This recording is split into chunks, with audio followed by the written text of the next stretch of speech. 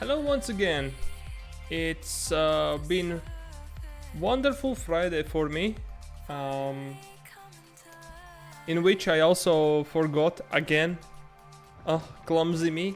Forgot to actually talk about the topic I wanted to talk about, the stereotypes. Therefore, again, I'm watching a replay of Friday's game. That's me on the left bottom side in red color suits playing Zerg, and the blue colored is the Terran. And this game replay of that Friday, which we had quite a big win streak. We gained back to 3.2k. MMR during that Friday where I forgot to talk to do my philosophical Fridays thing. I'm bringing that forward to today. This is actually Wednesday before I'm starting the stream, in which I will do I will try to burn my PC in Stormgate because my PC is old as heck. But nonetheless, this is not about that. This is about mumbling, and this is about mumbling for Philosophical Fridays. So during all this text, I managed to set my head straight to it, and I wanted to talk about stereotypes. Stereotypes are deeply connected to a judgment. We talked about the fact that we shouldn't judge people, and that we should actually pay more attention, more time to try not to judge people. But for example, in this game, yeah, I'm doing the judgments immediately when I'm scouting out any information about my opponent, and his actions is making me judge him, right? Because well, that's how the people do. And therefore I'm like, okay, this movement was bad for him, so he is a noob, or this movement was really good from him, so he might be actually a pro. Right, the asterisk on the fact that I say might be, because I don't believe until I get my arse whooped all over the place. But the point is that the judgment stays. It always stays. In this case, it's necessary for me to actually figure out what I must do and what's the best reaction.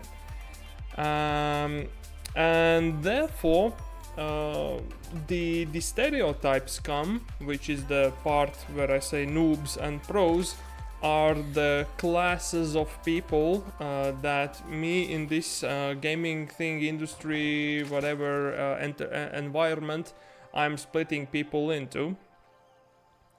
But in real life, there are many other like classes of people that we split up, and I know that people learn this to the kids, right? And they are like, well, if you are not going to shower, if you're not going to wash your teeth, you will be dirty like a bum, and you will smell bad like a bum, right? Therefore, there is already a stereotype of class. Bum is a person which smells stinky, whatever, and whatever, and he doesn't wash himself. Yeah, it might be true to a certain point. But in the same time, well, there could be a person without actually place to live which is not smelling bad, right? There are exceptions. This is already like generalization, which is another topic I might dive into, whatever, sometimes in future. But the point is that we cannot split, like from one person, make like we add to stereotype, add to class. And therefore that's the situation, and it's especially bad if we teach that to kids, to newer people, to younger generations. We give this kind of how to say it right. This is give that kind of ability or necessity to split those people up. Because we kind of shoot ourselves in the leg when there comes the situation when we come close to people which are part of certain class. Like they are not like very rich people, right? They're poor people. We are friendly. We cannot help them because we are not that rich either, right? We are like middle class or whatever. but they're nice people, everything's fine with them, and we just split them in class, and now we are close to them, and pretty much we all our lives we were thinking, oh no, we don't want to be friends with those people, right? And that's just another example. And so, for example, kids in school, let's imagine the fact that there is all kids without a freaking this assumption of stereotypes in school. So they are all there just arriving, okay, there is a guy who is smelly, they will tell him, you must go to shower, you must wash yourself. That's it. No stereotypes, no class added, no bullying, nothing else. Well, you could say that sending somebody to wash themselves is kind of sort of a bullying, but in the same time not really, right? Because well, there is no classes connected to this, there is no stereotypical things connected to this issue. And the same would happen, for example, with homosexuals. Yeah, right, they want to have kids, they want to adopt, and people are like, no, they cannot adopt because, well, what do the others will think? Nobody cares what the others will think. Yes, they can do in their homes whatever they want to do, right? It's their bedroom after all. We are not going to point that there and see that. But in the same time, by giving children the kids this stereotype and this I don't know, habit, I guess that's his habit of generalizing and dealing people in classes, we are actually making them already a bullies by default, because they are also doing the judgment, also splitting everyone in classes. And I assume that that might end up in the shooting in our own leg, because if, well, his parents are homosexuals, therefore we don't care about him, whatever. But so what? What's the difference? There is no difference in that. It's just a fact. Yes, okay, but that's it. That's all there is to it. And that is another, like, I don't know, a sickness, a thing which we need to kind of avoid, kind of think how not to fall into this trap of dealing people out in stereotypes. And that's just one example where pretty much I think if we were like kids in school would not do this, would not split people in classes, they would have no problems and they would come out as like inclusive individuals in general. And that's a fantastic ability, right? That's like a bonus to a human person, that you have no problems with anyone, because there is no problems. It's just stereotypes that we have made during the long time, and the bullying that has passed from generation to generation. It's just coming in light, and therefore we are not accepting something extraordinary and something different, because, well, we just deal them in stereotypes, but there is nothing else to it. Yeah, well, you will say, it's nasty, whatever. Well, look at the people who are like devoting themselves to having like multiple tattoos, piercings and whatever, right?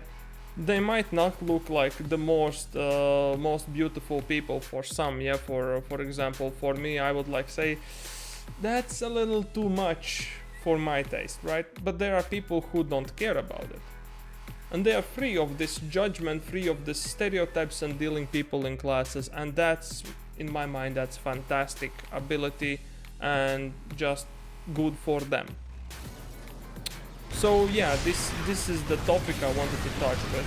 Meanwhile, I'm mainly posting like that Sling Bane Allen sort of thing, the Terran player here. So yeah, dealing people in stereotypes in classes in sorts are just bad habit that we have passed from one to another. Well, maybe we just need like this, my generation and next generation. It's like I'm like generation X or between X, millennial or Z, whatever, somewhere in between that. We just need to shut this thing down. We just need to forget about it, not pay attention to it, and just let it die slowly like it dies, right? It's done. It's gone. It's nowhere there. That's just left somewhere in backs of our grandparents. If they talk about it and our parents talk about it, okay, yeah, let them talk about it. We don't care. We are different generation. It's different world after they are gone, because eventually they will be gone.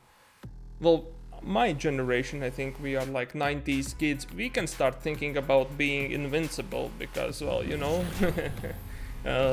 Microchips in brains, uploading our brains and systems and everything. Well, now it's like sci-fi or just fantasy, but maybe in future, you know, you never know what's gonna happen. Yeah, for example, me myself, I don't think that I will gonna be dead. I will become a hybrid some moment, like when I'm like 70 or something like that. I will have, life will be this far to me, and I will be like, no, that's it. But yeah, I think we can actually turn this whole stereotype thing off in general, and therefore we gain advantage in future as we have no problems with each other. And so if we don't split, they don't split. It's just that easy, right? Because mostly our interaction between each other is how you act to me, I act to you in response. And that's the logic that a lot of people are living by. And yeah, that's it. I think that's it.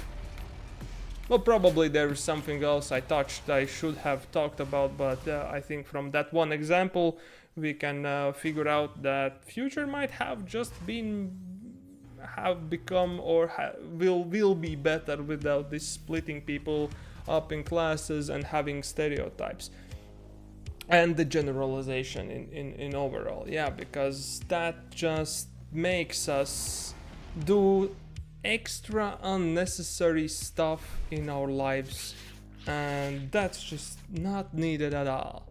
Okay, let's wrap this up. I think the game is closing to an end also. Yeah, I've been Terran's been playing Mech Terran, but he's very passive, which gives me advantage to expand. As I'm saying that on stream, I'm going for Sugar Rush, which is where I'm going crazy. I have started to implement Vipers into my game, which is a very nice move from me, and I need to do that more. Well, the Linkbane in my mind still are the best versus the Thors, although we could say that Vipers with Lurkers might be better, but in the same time there are siege tanks and other stuff that we have to entertain idea of existing, and therefore we need to keep in mind that there is such a thing. So there will be a clash, that's for sure. I'm having my ultras. He's coming for counter attack. I have 5 ultras coming with their upgrades, plus 3 and adrenal for links. Some links coming. I was supply blocked, I guess that's why 9 overlords are pumping out, and he's coming for my 4th. But I have 5th, 6th already. And there is a big clash, and my ultras start chomping away on his troops, so that's gonna be it. Ultras are good in these kinds of situations, because he has only +2/+2, and my ultras are pretty much on +2/+2. Well, his +2/+2 is gonna finish and might have already finished, but I'm going for +3 attack. The armor for the ultras, and I'm straight up going for his 3rd, because why the heck not? Sometimes it's just very satisfying to overwhelm the Terran players like this. You just run in their base and you just maul over the buildings, over everything else, and you know that they have nothing else left. They are just turtling there behind, so you can build more and more and more stuff and just keep rinse and repeat on their gates until you are done with them. Sometimes that's the way to play the game. That's the way to think about these big things, big topics which I'm mumbling about. So yeah, let's speed this a bit up. I'm gathering more troops, more ultras, more everything, and I think now I will just slap him out of the game soonish. Did I forget about my Vipers? I have them somewhere, right? Yeah, there they are. Well, good job. At least good job. Pat on my shoulder about the fact that I built them. I never did that. Now I have started at least doing that. Well, next step would be in my evolution of this game would be start using them timely manner and in fights. Yeah. So yeah, that's about it for this Friday's Mumble, which I'm taking in Wednesday, and hopefully I will remind myself to do that this Friday, the Mumble correctly. I don't know if I will talk about generalization, or actually I was figuring I should touch the topic once again, which I did in live tips once, of writing down. Well, we'll see. See you next Friday.